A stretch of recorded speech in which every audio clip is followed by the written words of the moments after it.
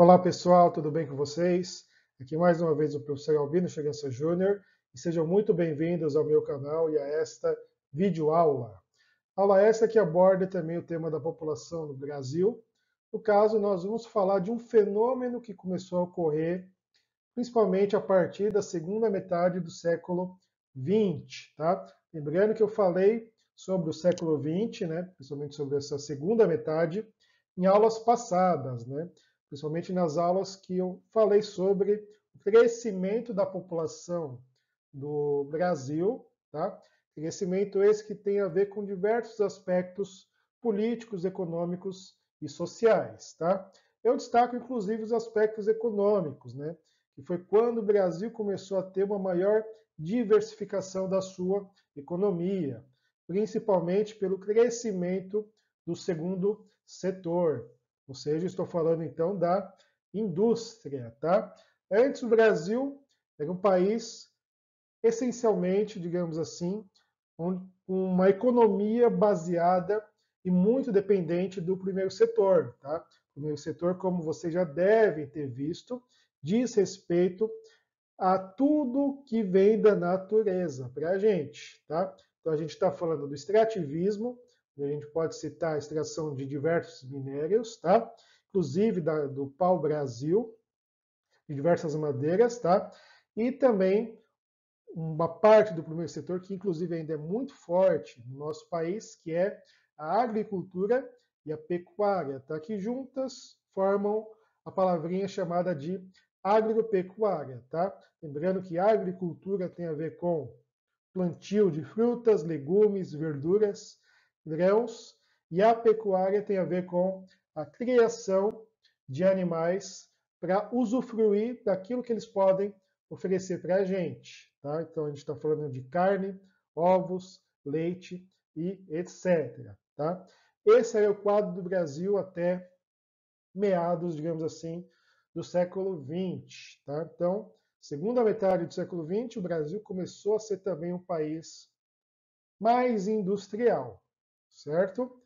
Isso fez com que fossem produzidas diversas máquinas, diversos equipamentos, que fez com que o lucro e a produção no campo, no primeiro setor, pudesse ser potencializada. Tá? Essa produção foi potencializada por conta dessas máquinas, de diversos equipamentos, diversos insumos, tá? Que aumentou a produção e fez com que muitas pessoas deixassem, tá, de trabalhar em fazendas, sítios, chácaras, tá? E passassem então a buscar empregos na cidade, tá?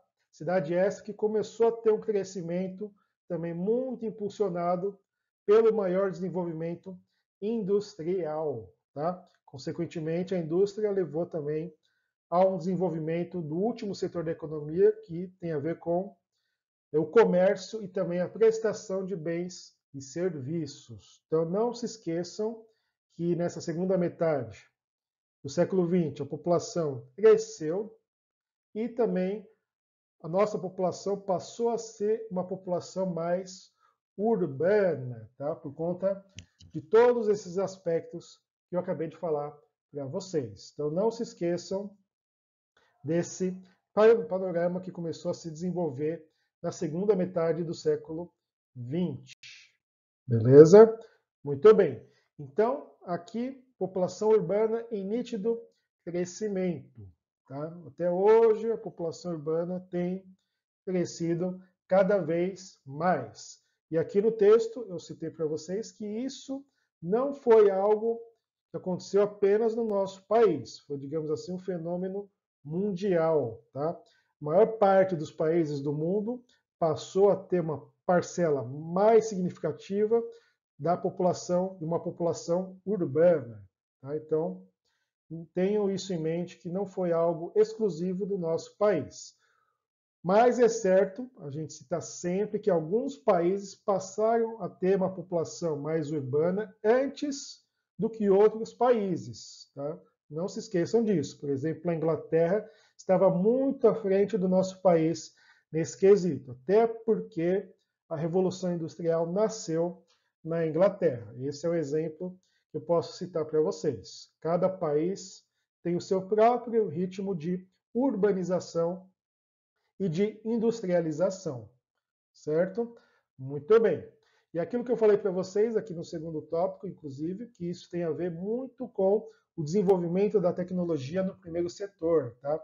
Na agricultura e na pecuária, tá? Então, uma máquina consegue substituir a mão de obra de diversas pessoas, aumentando assim a produção e o lucro.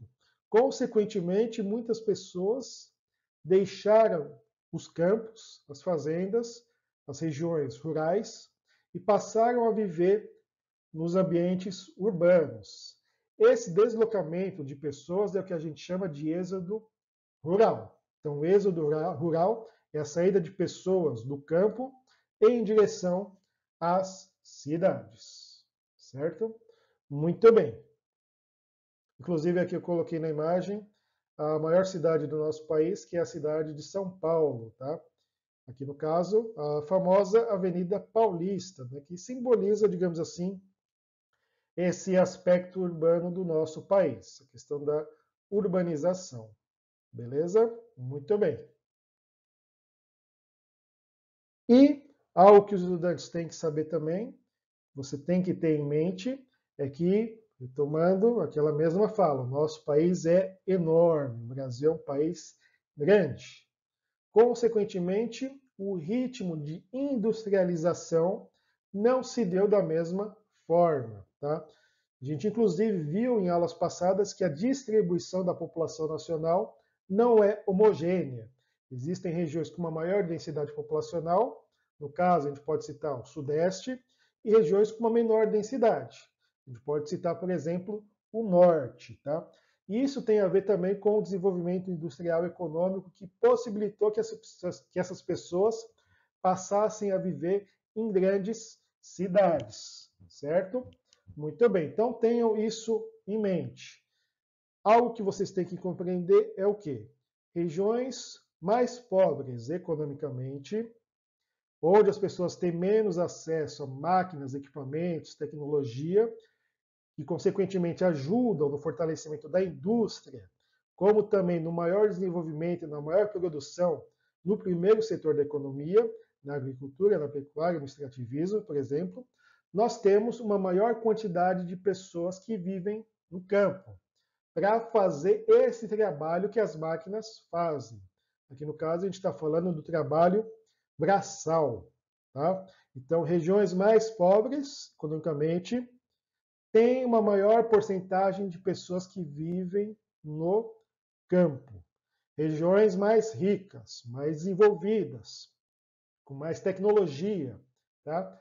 Temos pessoas em uma maior porcentagem que vivem no ambiente urbano. Tá? Então, tenham isso em mente. Tá? Então, aqui no caso, regiões, por exemplo, como o Nordeste e o Norte, tem uma maior porcentagem de população vivendo no campo do que, por exemplo, no Sudeste e no Sul. Tá? Então, vocês têm que ter isso em mente. Tá? A distribuição, a porcentagem, melhor dizendo, da distribuição da população urbana e rural não se dá da mesma forma em todas as regiões. A gente pode citar, inclusive, em todos os municípios do nosso país. Lembrando que o Brasil é um país com enormes desigualdades entre as suas 5 macro-regiões. Ainda o Brasil tem muita desigualdade. Certo? Muito bem. E por fim, então, aquilo que eu acabei de falar para vocês, aqui tem uns dados do IBGE, do estudo que o IBGE fez em 2015, tá? O título vocês podem ver que é porcentagem da população que vive em área urbana por região, tá? Em 2015, a média do Brasil que vivia em cidades era de 85%, a média nacional. O Sudeste, que é a região mais industrializada, tinha em 2015 93% da sua população vivendo nos ambientes, nos espaços urbanos. Tá? Para que vocês tenham uma ideia, aqui Essa tabela mostra que no Nordeste, em 2015, a porcentagem era de 73%. Tá? Então não chegava nem a 80% da população vivendo em cidades. Mesma coisa a gente pode citar aqui em relação à região norte, que também não chegava aos 80%, enquanto que o Sudeste ultrapassou os 90%. Então vejam como do Sudeste para o Norte e para o Nordeste, nós temos uma diferença significativa da população urbana, tá? Da quantidade de pessoas que vivem em cidades, beleza? Isso retrata tudo aquilo que eu falei para vocês. O menor desenvolvimento tecnológico, industrial, que existem ainda em boa parte da região norte e nordeste, tá? Lembrando que dentro do próprio Nordeste nós temos diferentes índices. Isso aqui é uma média de toda a região Nordeste, tá? Mesma coisa em relação às demais regiões. Beleza? Muito bem. Então, espero que vocês tenham gostado, que vocês tenham compreendido e bons estudos a todos. Tchau, tchau.